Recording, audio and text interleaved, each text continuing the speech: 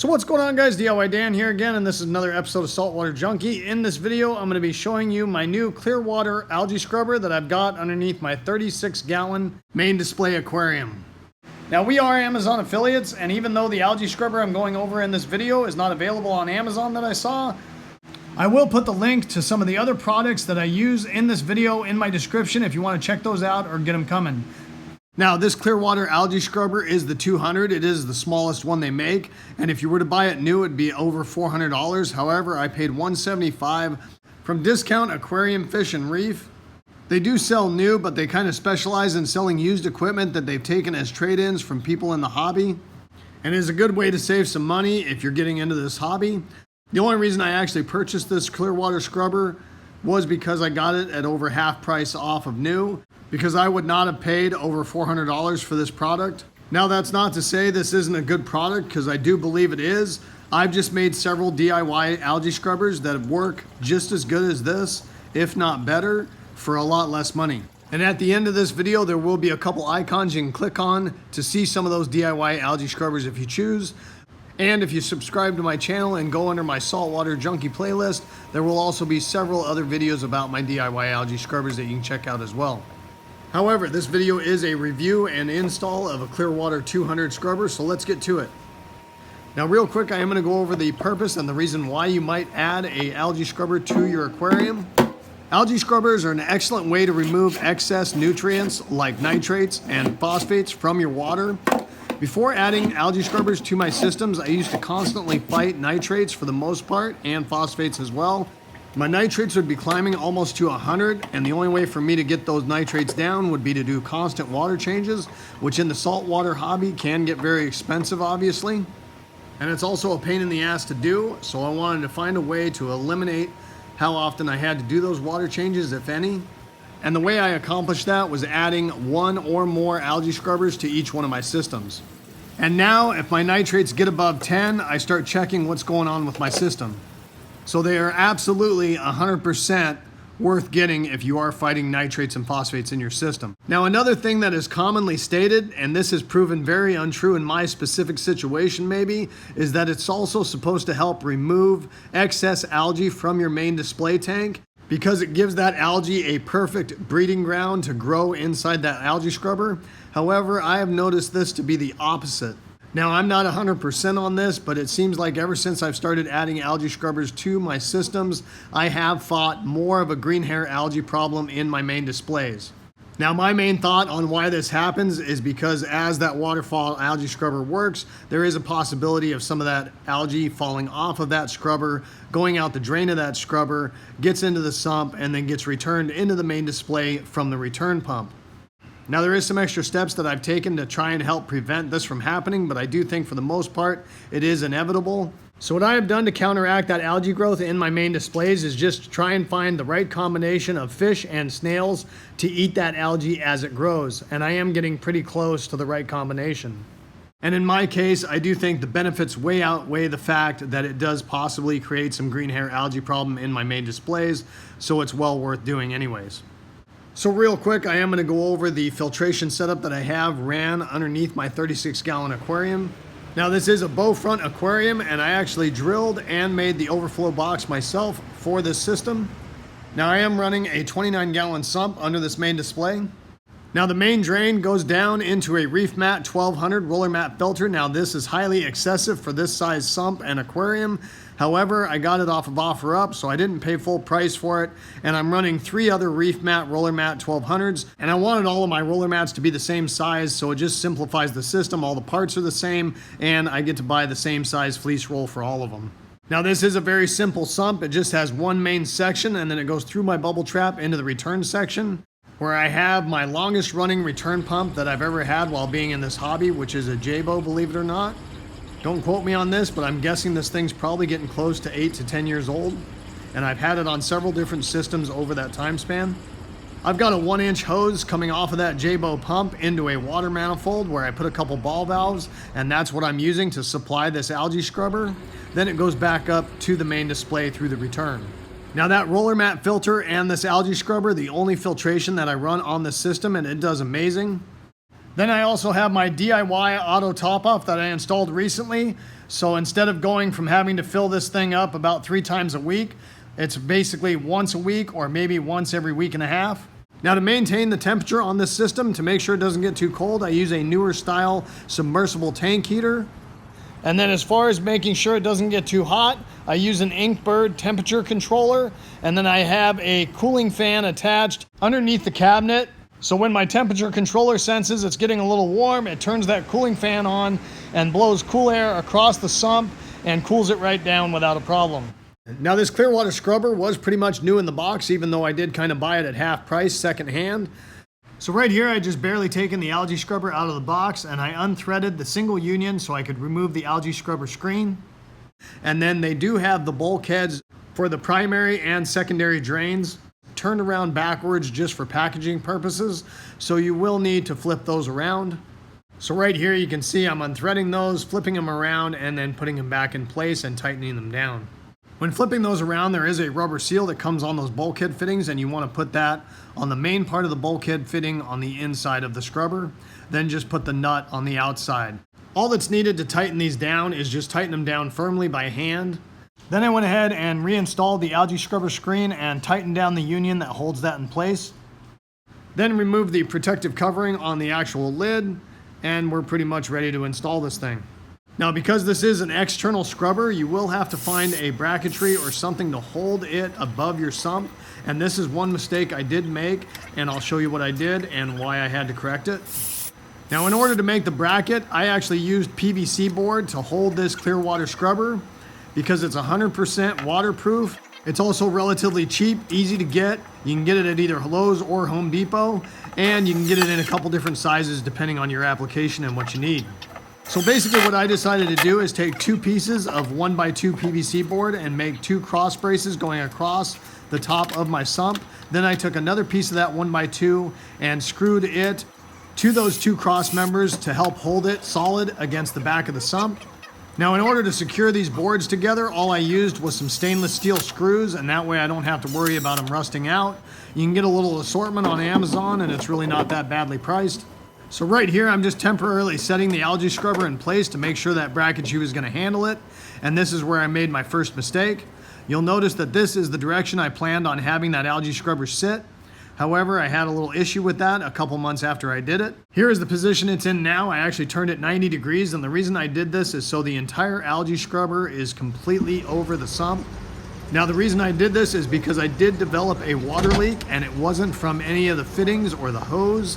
It actually was coming from the water coming off of the piece of PVC that holds the algae scrubber screen. Sometimes that algae will grow a specific way and cause it to divert the water down the piece of PVC that's holding that screen, basically going out the side of that algae scrubber and dripping down along the edge.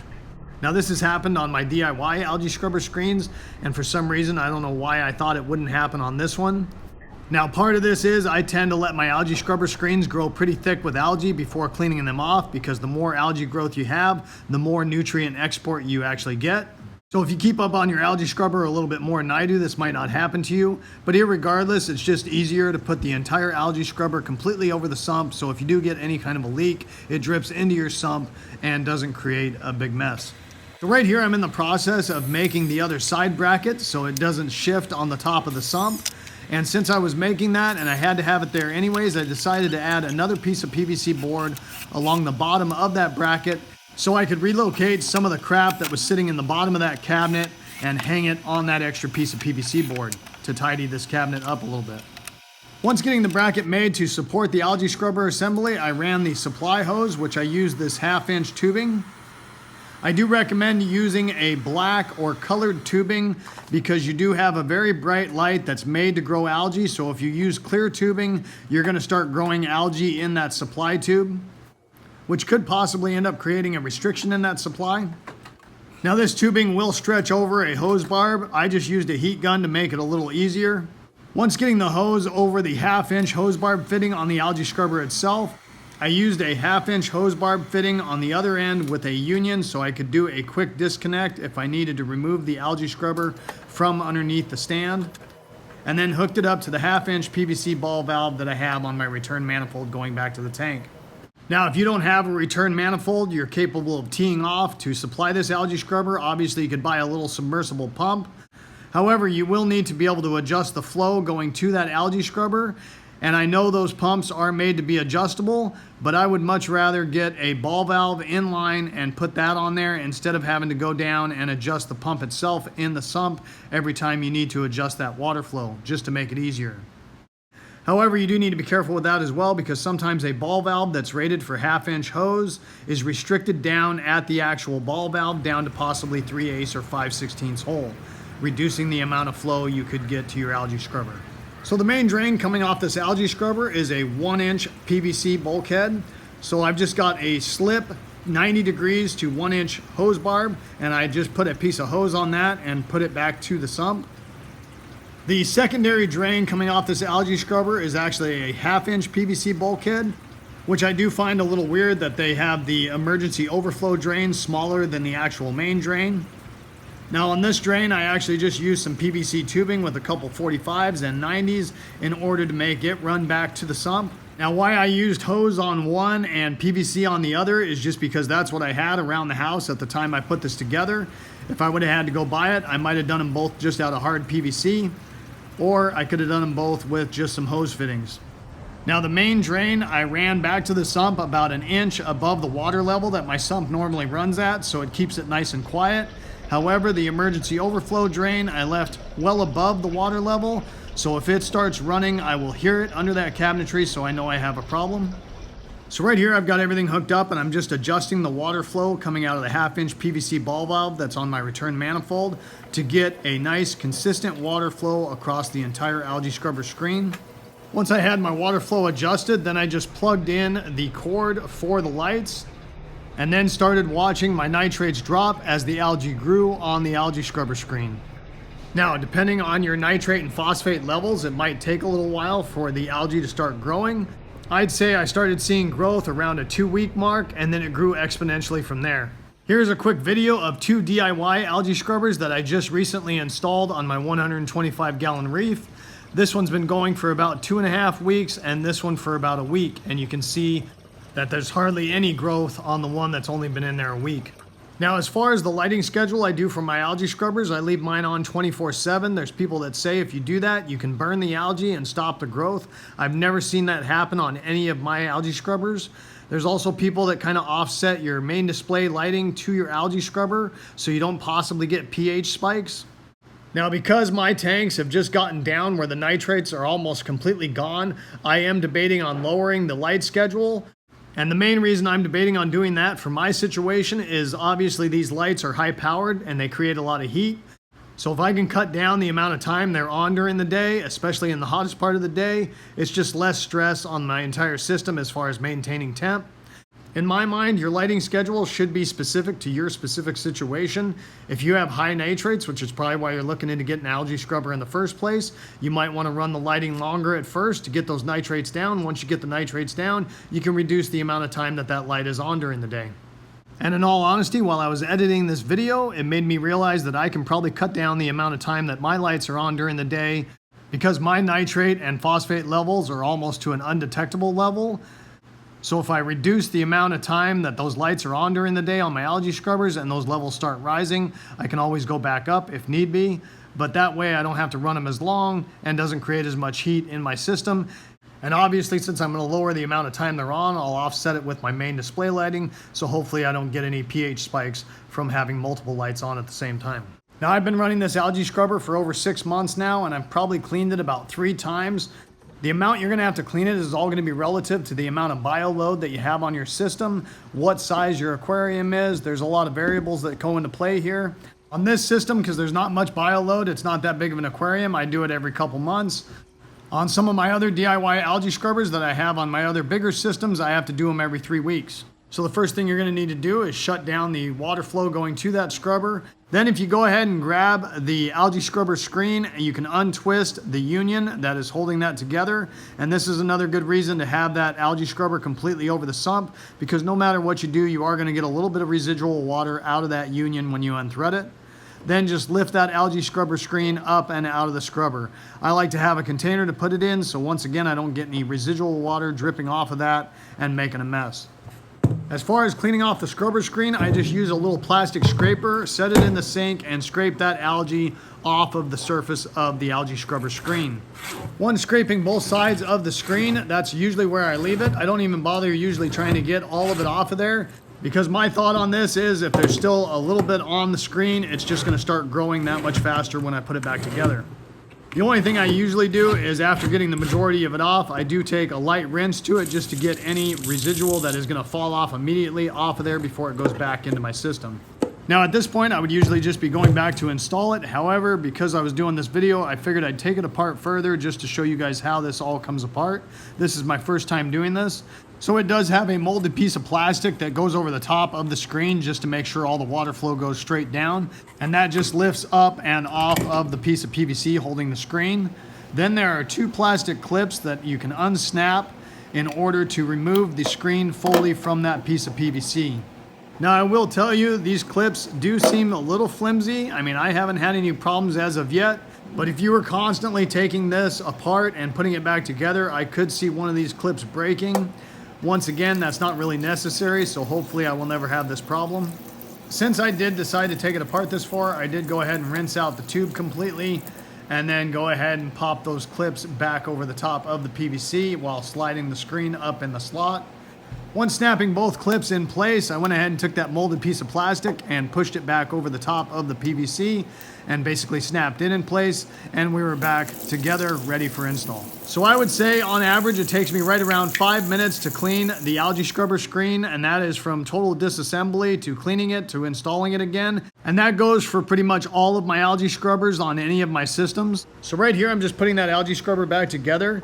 The PVC pipe that holds that screen rests in two cradles that are cut out of the side of the algae scrubber box. Once you have it set down in those cradles, the union should be pretty much perfectly lined up, so you can go ahead and thread that back on. Once again, just hand tight is plenty for this application. You don't need to tighten it down any more than that. That's just going to make it more obnoxious to take off the next time. When putting this together, make sure the O-ring did not fall out of that union fitting before assembling it. Otherwise, you're going to end up with a leak. Then I went ahead and turned on my water flow, made sure I had consistent flow across the entire screen, and that's about all there is to it. Now, anytime I clean any of my algae scrubbers after I'm done, I do go ahead and use my water conditioner just to give one little pump, because I did use tap water in order to rinse off the algae scrubber screen. So I had mentioned earlier in this video about possibly trying to prevent getting some of that algae that might fall off that algae scrubber from getting back into the main display. And what I've done on two of my other systems, not necessarily on this one yet, but it is in the works, is having the main drain from that waterfall algae scrubber return back to the sump through a filter sock to catch any of that algae that might fall off of it. Now, has this helped with the green hair algae in the main displays? It's hard to say. I do know for a fact it hasn't hurt the situation, and it comes in extremely handy right after cleaning a screen to catch that residual algae that's immediately going to fall off as soon as that water starts flowing after reinstalling it. So that is going to wrap it up for this video, guys. Hopefully you guys enjoyed it and it gave you some good information. If so, make sure you hit that like button and subscribe to my channel if you haven't already. I'd really appreciate it. The whole concept of my channel is to give you guys the most information in the least amount of time as possible, so I don't waste your time. And I hope to see you next time. Have a good one. Later.